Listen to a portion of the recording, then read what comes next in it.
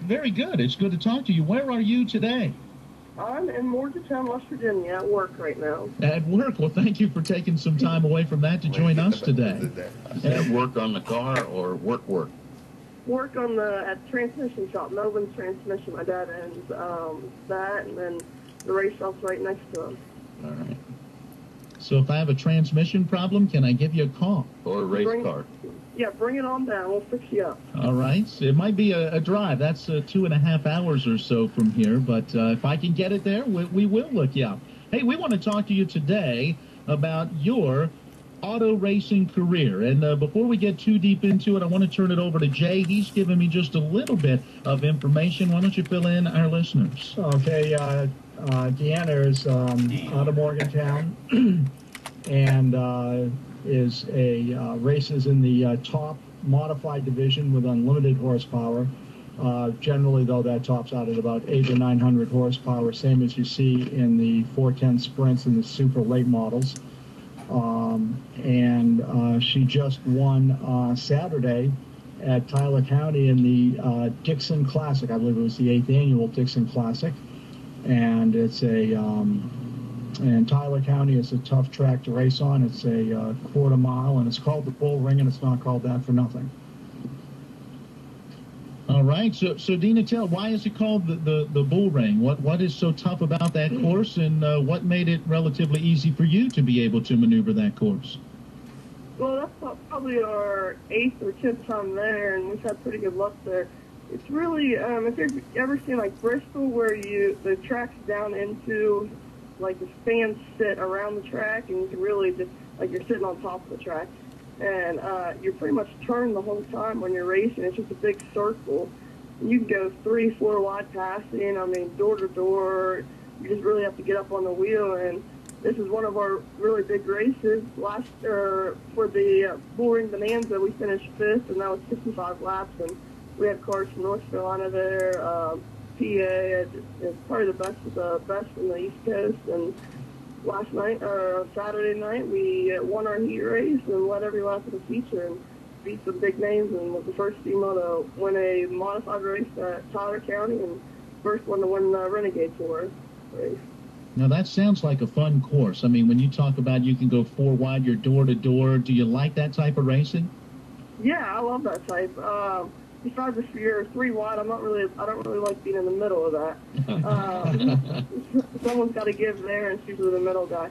But yeah, the guys we're racing with are really good guys, and you can trust them. Good racers, so you can pretty much go in there and know that no one's going to come bang off of you or anything. It's real clean racing, and it puts on a hell of a show for the fans. Now, as a female in a sport that is dominated by males, what has the reception been for you on the circuit?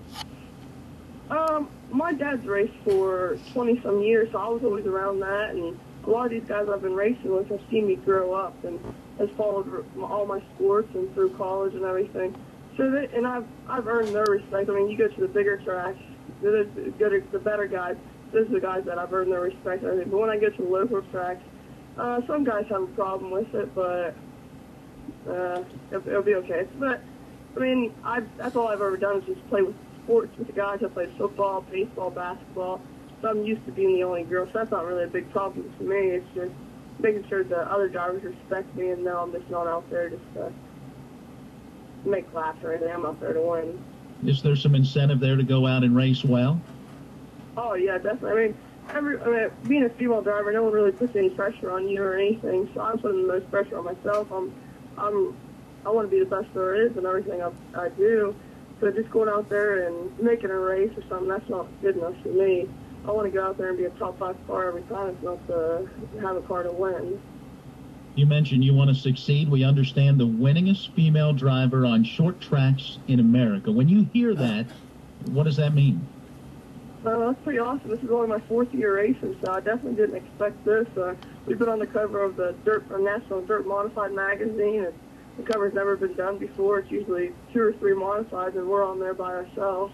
So that's pretty awesome. Earlier in the year, I was on the Jacksonville radio station, and I just never expected it just to take off like this, I guess. Did your dad encourage you? My parents have always let me. if I wanted to do something, they would let me. If I didn't want to play my sports, then there was no pressure at all. I started racing. He let me in his car when I was 16, and all my other sports, everything just came so natural to me and stuff. And I went out there, and it didn't come natural. So I told him, I was like, I'm not racing. I'm done. So that, and then my coaches didn't want me racing or anything. I thought I was going to get hurt. So when I ended up after college, I mean, he never put any pressure. If I wanted to do it, that was fine. We started off with a leaf spring car and an open trailer.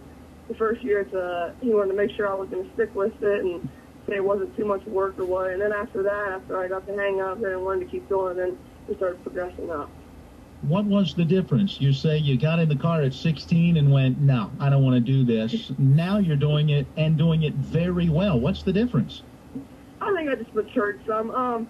It's hard, I guess, for an athlete to go and everything you've done, every other sport, I mean, everything just came so natural. And I mean, yeah, you have to work out a lot, but you have talent right there. Well, racing is a thing. I mean, you got to have a good head on your shoulders. You're not going to go out there and win the first race. It takes a lot of time, and anyone can stand up there in the stands and say, "Oh, that's easy," you know. But once you get behind the wheel, it's a totally different story.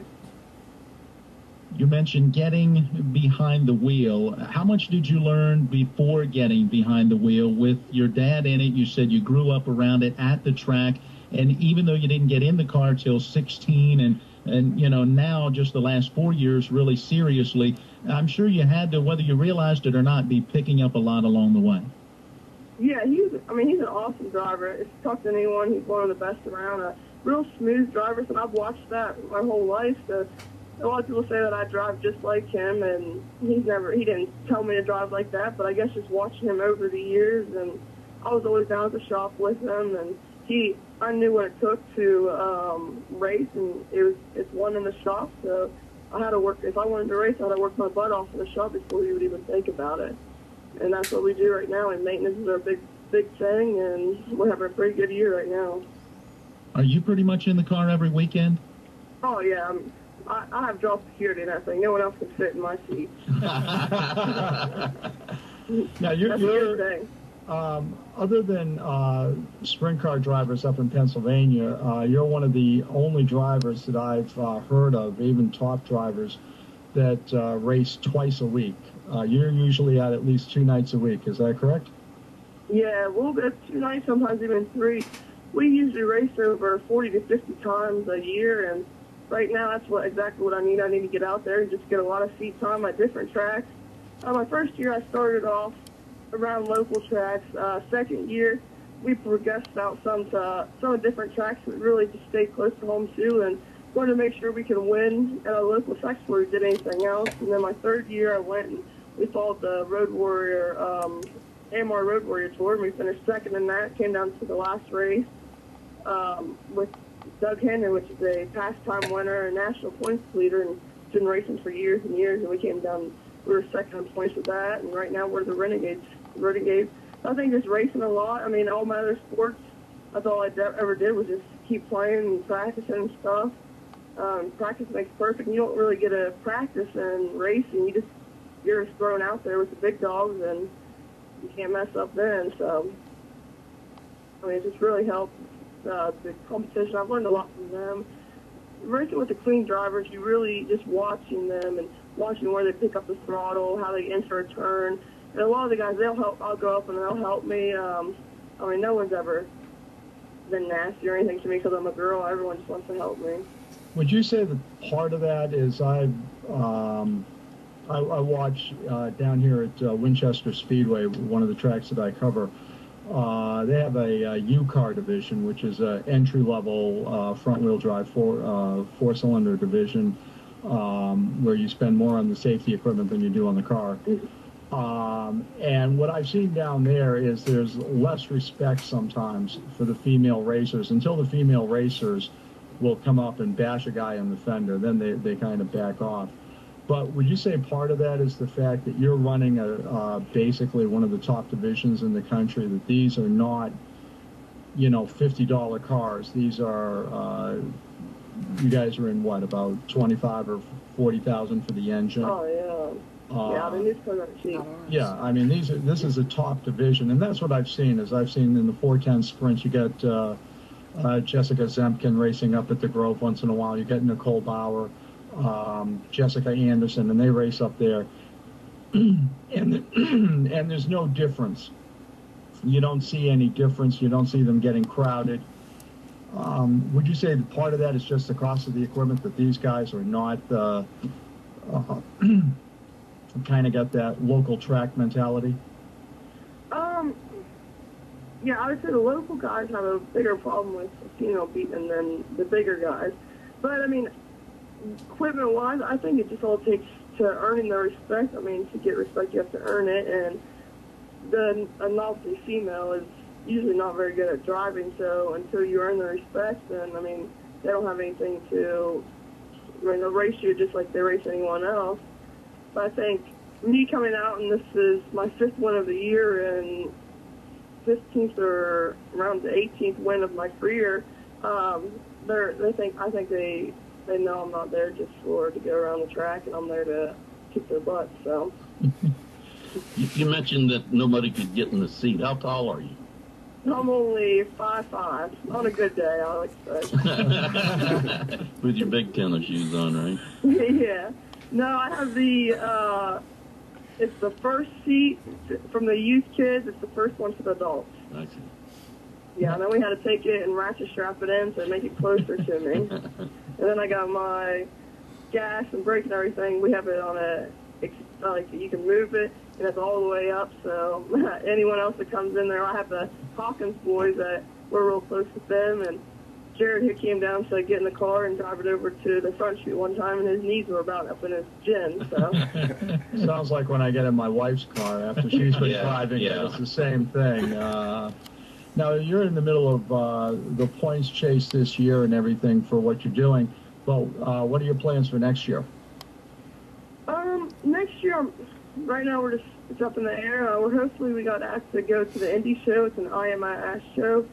It's in November. It's a big racing expo in Indianapolis, so our car's going to be in that, so that's a pretty big deal. I mean, my dream would be go down to Florida and race Winter Nationals down there, but that's a bunch of money, so once we pick up some sponsorships, I don't see that happening, but just keep racing and racing against the best and keep getting better and getting my name out there a lot. Are you going to go to Charlotte this year? The modified bay race is they have a different motor and stuff, and they have the big blocks there. I mean, I would love to race. That would be one of my dreams, race Charlotte and Eldora. But I usually just go down and watch down there. You said one of your dreams. How far do you want this to go? Where would you like to end up as a racer? Oh, I would like to be the first female to win the Daytona 500. That would be my dream. But, no, I want to keep going. Right now, everything's going real good. I couldn't ask for more. My name's got out there more than I ever would have thought, actually. So, I mean, I would like to get into NASCAR. It's every racer's dream is to go to the top, and right now NASCAR's the top. I would like to get in the dirt late model, too. I went to Doug Horton's last year, just made some practice laps and stuff, and got a feel for it. So it'd be neat if I could get a ride and drive some late model stuff, too. You say getting into NASCAR. Most people who maybe don't follow the racing sports understand footballs and baseballs and basketballs of being in college and playing a sport and getting drafted, or maybe playing in the minors and working their way up. How do you get from where you are now into NASCAR? Well, you got to have a bunch of money. I think NASCAR is the only place where you can go, and if you have a bunch of money, well, you can get a ride. You can't go to football. You can't go NFL and have $1 million, and they're going to start you. So you got to have a lot of money behind you. I mean, it costs a lot of money to do that. Some talent. You got to be marketable. You look at look at Danica Patrick. I would hope she does good and stuff, but until she proves herself, I don't see. She's just another pretty face, and she's more of a model type thing right now, and that's why the guys haven't respected her really, because she hasn't proved herself or anything. No Title IX in racing. Correct, yeah. So what is next for you? We'll have the Elkins this weekend, and then Rory Knob on Saturday, and the following weekend we got 2 more Renegade races. Where are those going to be? Wayne County, which is up in Ohio. We were up there earlier this year and finished 5th there. And then Hilltop Speedway, that's up in Ohio too. So. You know, they're looking for an American driver in Formula One, and you're about the same size as all of those other ones. You got to give that a shot.